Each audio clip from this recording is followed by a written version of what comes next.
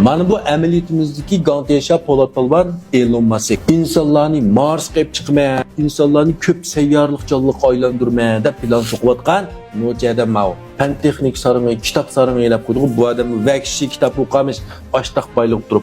Endi bu yerda Elon Musk 1971-yil 6-oyning 28-kuni Janubiy Afrika dunyoga kelgan. 10 yosh vaqtida tunji buning kompyuterni yuliklari eplagan. Demak, hisoblab baqsaq 1981-yil degan gap.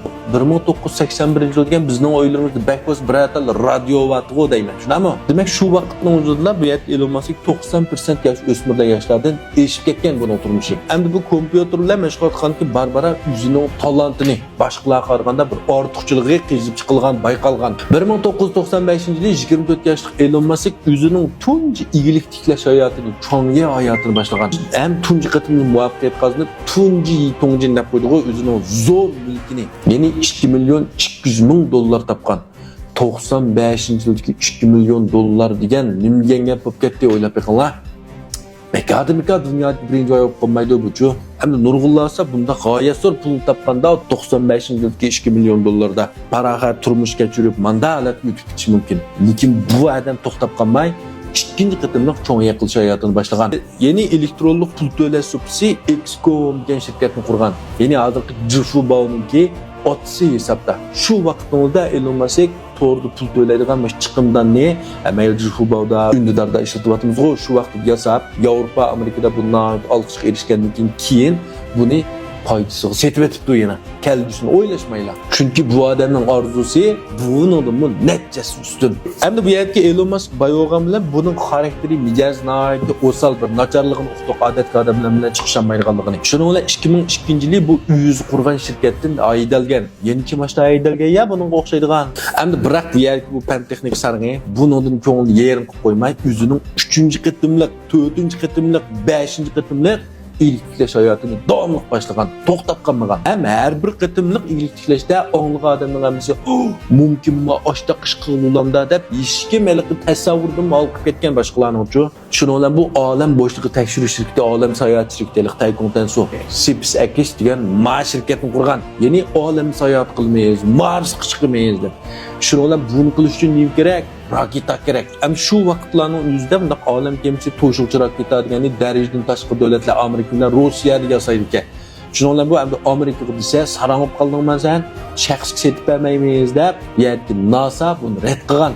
Ham o'zining keyinligini o'ylaganda bular. Shuning bilan bu endi Rossiyaga hech qachon pul ko'tarib bergan.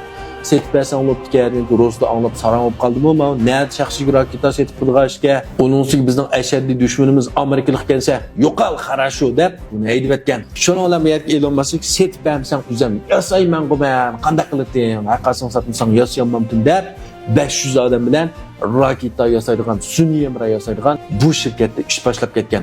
Balki sizlar to'liq angladinglarmi? 2006-yilda 2008-yilgacha bu da 3 qatimliq buni qo'ypaga raketasi mag'lub bo'lgan. Boshlikisi shu joyda patlab ketgan, ikkinchisi qo'zg'almay patlab ketgan, uchinchisi orbital kiramay patlab ketgan. Shuning bilan kishilar bu nadim raketa yasaydigan shirkat bo'lsin, dunyoda eng qimmat salyot otgan bular deb zonliq qilgan. Endi Elon Musk to'xtab qolmay 4-chi qatimliqni yasamoqchi bo'lgan. Matam 3 matamdan o'tib turgan kelmoqchi. Endi buningga g'oyat zo'r pul kerak. Bu butunlay qayerga bo'g'ilib ketdi. Shunlar amaliyot o'zining uyi, dachasi, mashinasi, telefoni, sayti chiqib, sotqidagi narsaning hammasini setib, shirkatlarning "Menga ishinglar bu qatim g'alaba qilamiz" deb hammasini qayerga bo'g'ildirib, butun shirkatning nomidan qayerlab 4-chi qatimlikni qo'yib bergan.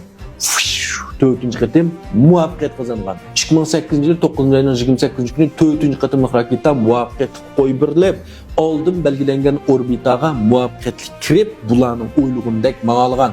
Shuningdan butkul shirkatga vaqirab qo'shilligini basamay qolgan. Qaranglar, Muskning yetakchiligida 500 odam bilan qurilgan bir shaxsiy raketa yasaydigan shirkat muvaffaqiyatli yasab chiqqan.